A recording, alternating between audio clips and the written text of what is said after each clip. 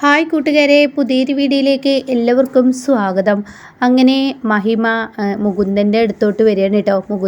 മുകുന്ദൻ്റെ അമ്മയോടും കാര്യങ്ങൾ വ്യക്തമാക്കാണ്. അപ്പോൾ മുകുന്ദൻ പറയാണ്, എന്താണ് ഇപ്പോൾ ഇതിൽ ഇത്ര വല്ലാതെ തെറ്റിദ്ധാരണയുള്ളത്? അല്ല, അമ്മായിമ്മ പോരൊക്കെ നടക്കുന്ന കാലമല്ലേ, അതിലെന്താ കുഴപ്പമെന്ന് ചോദിക്കുമ്പോൾ, അല്ല നിങ്ങൾ തന്നെ ഒന്ന് ആലോചിച്ച് നോക്കുമോ, എൻ്റെ ചേച്ചി അവിടെ മാത്രം തനിയെ ആക്കിയതെങ്ങനെ? അവിടെ ഭാനുമ്മയും അതുപോലെ സ്വപ്നയും മനഃപൂർവ്വം മാറി നിൽക്കുകയും അതുപോലെ തന്നെ ഇപ്പോൾ കണ്ടില്ലേ, ഗിരിയേട്ടൻ വന്നില്ലായിരുന്നെങ്കിൽ എൻ്റെ ചേച്ചി മരണത്തിലോട്ട് പോയിരുന്നില്ലേ? എങ്ങനെ അവിടെ ഗ്യാസ് തുറന്നിട്ട് എൻ്റെ ചേച്ചിയെ മാത്രം മനഃപൂർവ്വം അവിടെ ആക്കിയതല്ലേ എന്നുള്ള സത്യം മുകുന്ദനോട് വെളിപ്പെടുത്താണ് കേട്ടോ.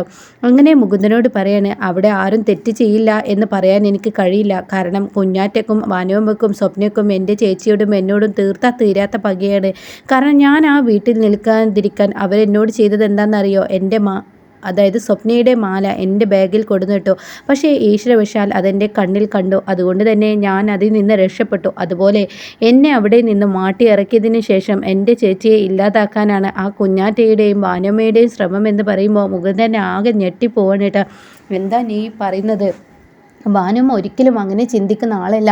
ഭാനുമ്മ ഇങ്ങനെയുള്ള വൃത്തികെട്ട കൂട്ടിന് നിൽക്കില്ല. അപ്പോഴേക്കും മുകുന്ദൻ്റെ അമ്മയും പറയാണ്, ശരിയാണ് മോളെ, ഭാനുമ്മ അവൾ ഇത്രയും വൃത്തികെട്ട കൂട്ടിന് നിൽക്കില്ല. എല്ലാവരും കണക്കാണ്. എനിക്കെൻ്റെ ചേച്ചിയുടെ ജീവിതമാണ് വലുത്. എനിക്കെൻ്റെ ചേച്ചിയെ ജീവനോടെ വേണം. ഗിരിയേട്ടന് കല്യാണം കഴിച്ചു കൊടുത്തു എന്ന് കരുതി എൻ്റെ ചേച്ചിയെ മരണത്തിലോട്ട് വിട്ടുകൊടുക്കാനൊന്നും എനിക്ക് പറ്റില്ല. ഗിരിയേട്ടൻ വന്നില്ലായിരുന്നെങ്കിൽ എൻ്റെ ചേച്ചി ഇന്ന് ഇല്ലായിരുന്നു എന്നൊക്കെ പറയണം കേട്ടോ. എന്തായാലും എനിക്കെൻ്റെ ചേച്ചിയെ കാണണം. അതിന് എൻ്റെ കൂടെ മുകുന്ദൻ വരണമെന്ന് പറയണം കേട്ടോ. അപ്പോൾ ഇത് കേൾക്കുന്ന മുകുന്ദന് അതിലൊരു സത്യമുണ്ടെന്ന് തോന്നാണ്. അങ്ങനെ മുകുന്ദൻ്റെ അമ്മ പറയാണ്, എന്തായാലും പോയിക്കോളൂ, നേരം വൈകിക്കണ്ട, ഇനിയും ഒപ്പം ചെല്ലടാ എന്ന് പറയാണ്. അങ്ങനെ മുകുന്ദനെയും കൂട്ടി ചെല്ലാണ് കേട്ടോ. ഇതേ സമയം ഗിരിയും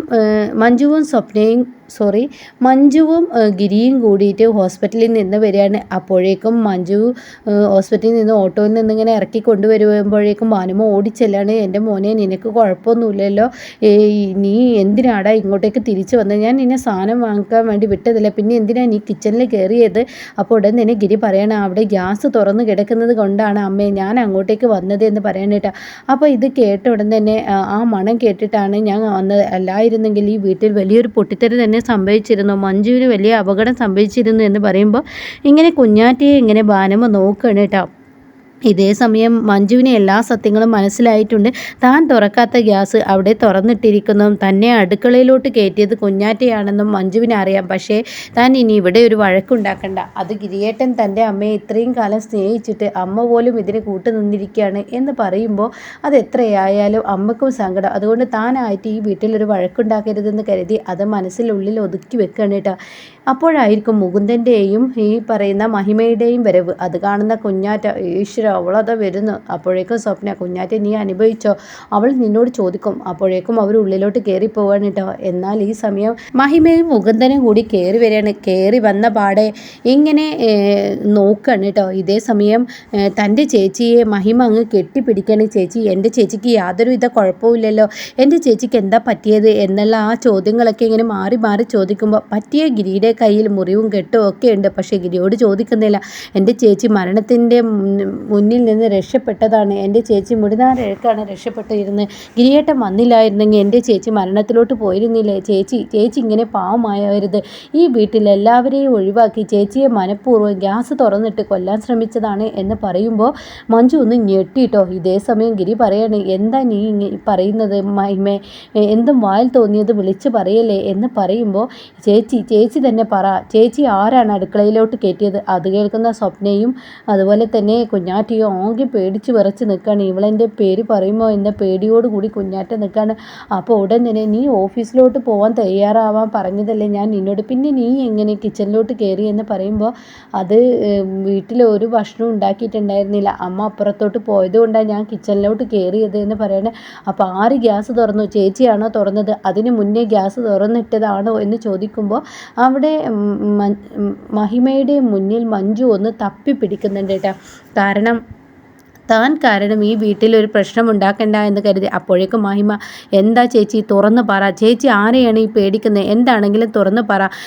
ഭാര്യ ഭർത്താക്കന്മാർ തമ്മിലുള്ള സ്നേഹമൊക്കെ ആവാം, പക്ഷേ അപകടവും മരണവും ഒക്കെ ക്ഷണിച്ച് വരുത്താൻ നിൽക്കരുത് ചേച്ചി, അതിന് കൂട്ട് നിൽക്കരുത്. ചേച്ചി ഒരു പോലീസുകാരിയാണ്, ഞാൻ പറഞ്ഞു തരേണ്ട ആവശ്യമില്ലല്ലോ.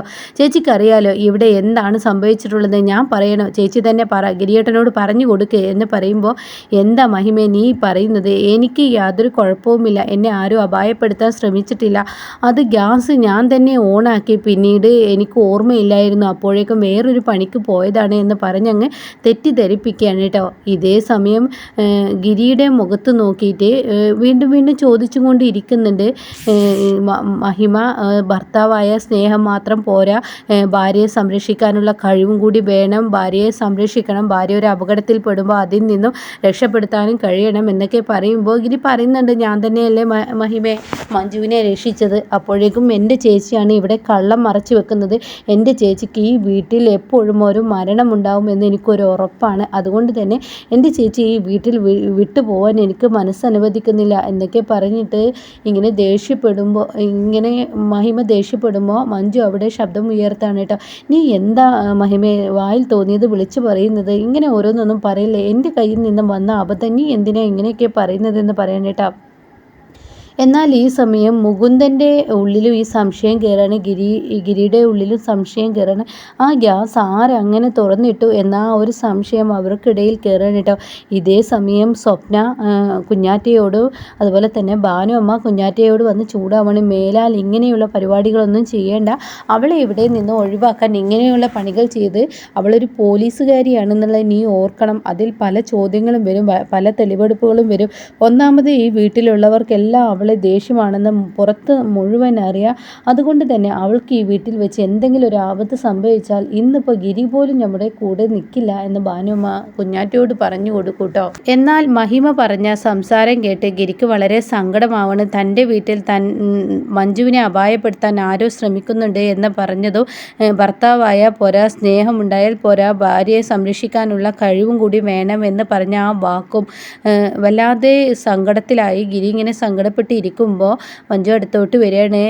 മഞ്ജു, എൻ്റെ അനിയത്തിക്ക് വേണ്ടി ഞാൻ ഗിരിയേട്ടനോട് സോറി പറയുന്നു, ഗിരിയേട്ടൻ എന്നെ മരണത്തിൽ നിന്നാണ് രക്ഷിച്ചത്, എന്നാലും എൻ്റെ മഞ്ജു പെട്ടെന്നുള്ള എടുത്ത് ചാട്ടത്തിൽ എനിക്കൊരു ആപത്ത് വരുമ്പോൾ അവൾ ആ പറഞ്ഞതൊന്നും കാര്യമാക്കണ്ട എന്ന് പറയുമ്പോൾ ഗിരി പറയാണ്, അതല്ല എനിക്കും തോന്നിയ സംശയമാണ്, ആരാണ് ആ ഗ്യാസ് തുറന്നിട്ടത്, കുഞ്ഞാറ്റയാണോ, കുഞ്ഞാറ്റ അവിടെ പുറത്ത് നിൽക്കുന്നത്, കുഞ്ഞാറ്റയുടെ പ്രവൃത്തിയും കാണുമ്പോൾ നിനക്ക് മനഃപൂർവ്വം ആപത്തുണ്ടാക്കാൻ ശ്രമിച്ചതുപോലെ എനിക്ക് തോന്നുന്നു എന്ന് പറയുമ്പോൾ, അങ്ങനെയൊന്നുമില്ല ഗിരിയേട്ടാ, അത് ഞാൻ തുറന്നിട്ടതാ എന്ന് പറഞ്ഞ് മഞ്ജു വാക്കുകൾ കൊണ്ടങ്ങ് മാറ്റുകയാണ് കേട്ടോ. ഇതേ സമയം മുകുന്ദനോട് മഹിമ പറയാണ്, എൻ്റെ ചേച്ചിയുടെ ജീവൻ എപ്പോഴും ആപത്താണ്, ചേച്ചിക്ക് അവിടെ ജീവിതം സേഫല്ല, ഇനി എനിക്ക് മനസ്സമാധാനം ഉണ്ടാവില്ല, എൻ്റെ ചേച്ചിക്ക് എന്തെങ്കിലും ആപത്ത് സംഭവിക്കുമോ എന്നൊരു പേടിയാണ് എൻ്റെ ഉള്ളിൽ എന്ന് മുകുന്ദനോട് പറയുമ്പോൾ മുകുന്ദനും ആ സംശയം വന്നു തുടങ്ങണം കേട്ടോ.